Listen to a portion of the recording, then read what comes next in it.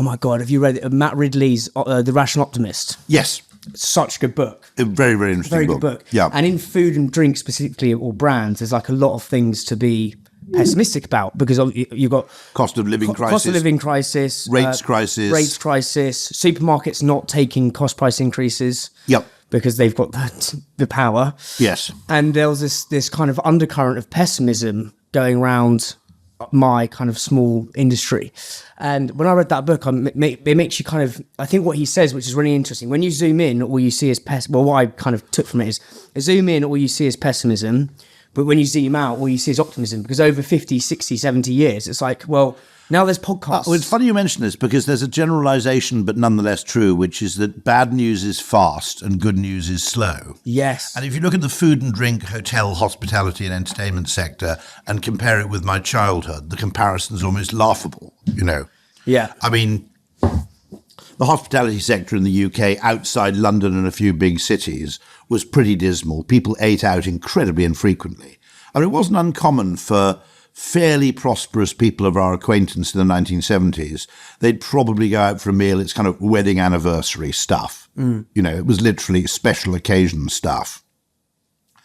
And, you know, I mean, this sounds bizarre, but not really for cost-saving reasons. When you travelled on the train, you took sandwiches with you because you couldn't depend on getting anything edible on your trip.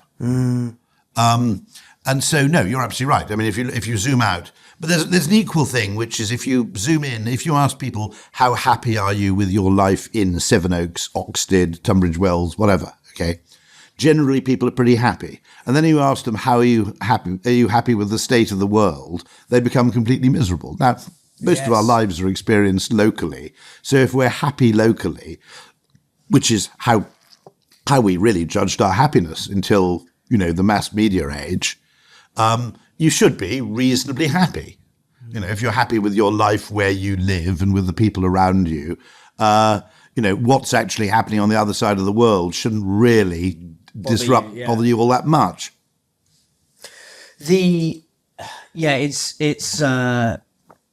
of the local global thing is fascinating.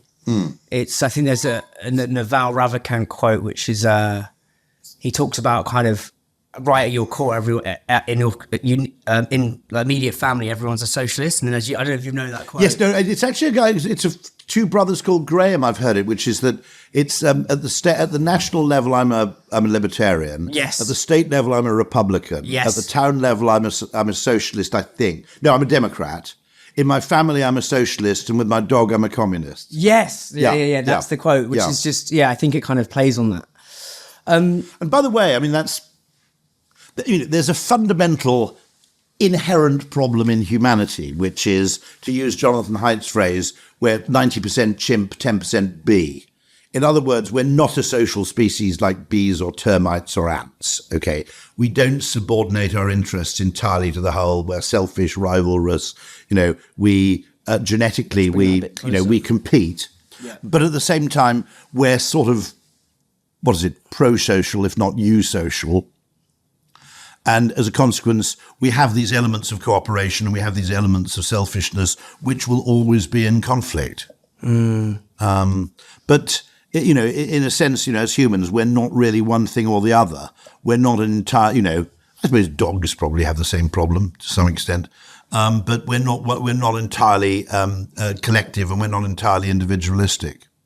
What, I don't understand the bee bit of that. Oh, bees are social insects. So effectively, it's only the queen who reproduces, and the entire, what you might call, it's optimized around the survival, reproduction and growth of the hive, as it were, or the nest, not around the individual bee.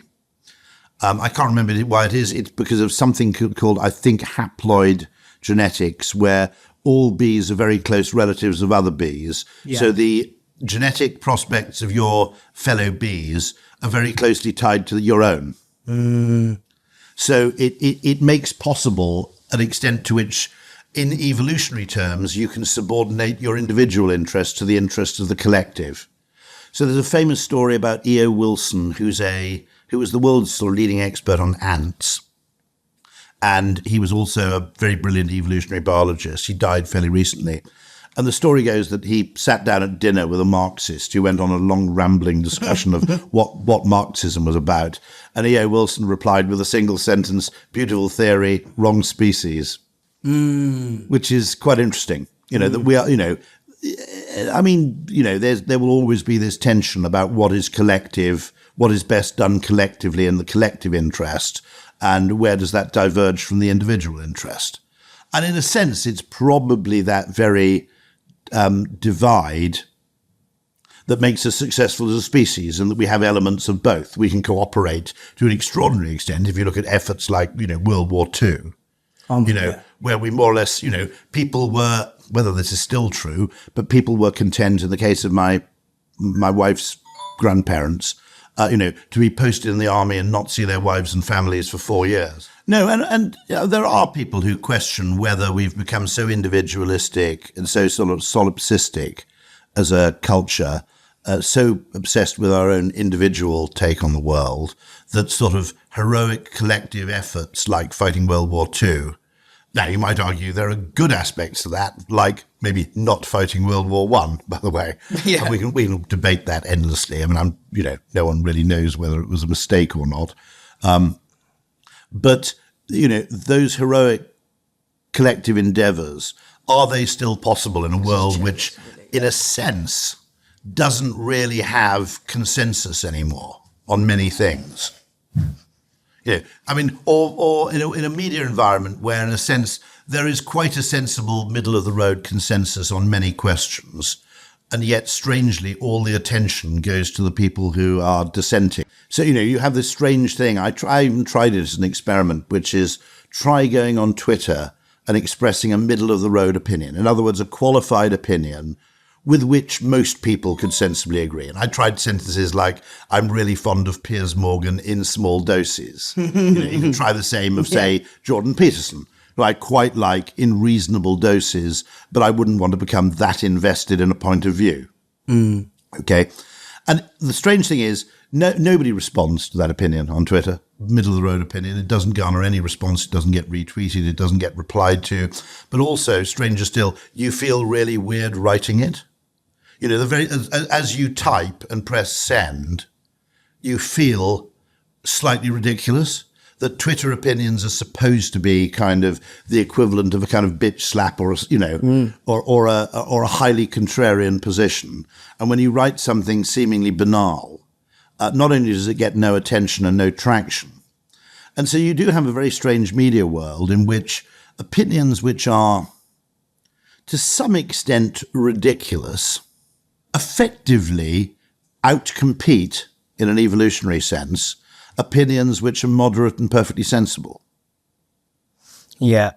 I mean, our opinion, we mentioned this, I think, on the last podcast, which is a perfectly sane opinion on Starbucks is, I don't think it's the last word on coffee, but equally, I'm quite glad there's a lot of them around, closer to you, because I can always get a pretty good coffee anywhere I want to go. Yeah. But that opinion doesn't gain traction in a social media environment where people just go, I hate it, or I love it. And so we live in this sort of slightly weird Marmite world. Yeah, you can't, nothing, even as brands now, in terms of putting this like through brand, you've got to stand for something.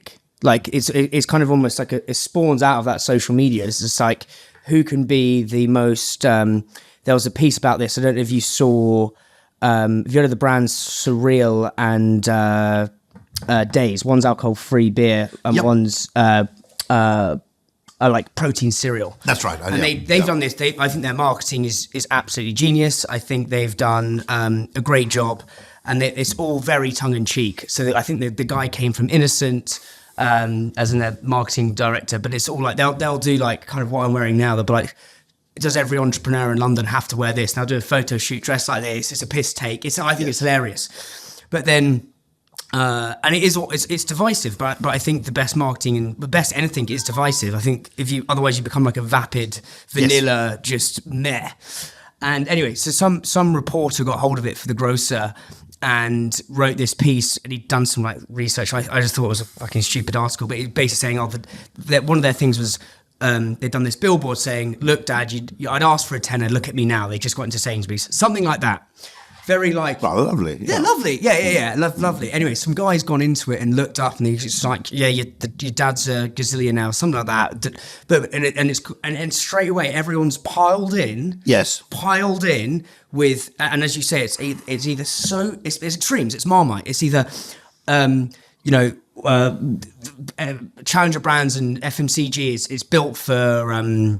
It's built for like rich kids who can actually afford to take these risks and set up these businesses. This side, the other side is, it's not built for working class people. And I agree. It's kind of in the middle. It's like, yeah, these kids, their dad may be super rich, but they've still worked their bollocks off. They've still created something. Yeah, they've still created something, and they're still trying to do something. So, but as you say, please God, we might have more people. Yeah, but like everyone wants everything in every kind of. And this is just talking about this specific niche, but it's like everything has to be binary these days. Espresso's is sponsored by supply chain software gurus Unleashed. It talks your e-com and accounting software. It's helped islands cut admin time in half, get granular clarity on your margins, know where your stock is, don't miss availability. Brands like Candy Kittens, Tiny Rebel, and Trip all use Unleashed, and so should you.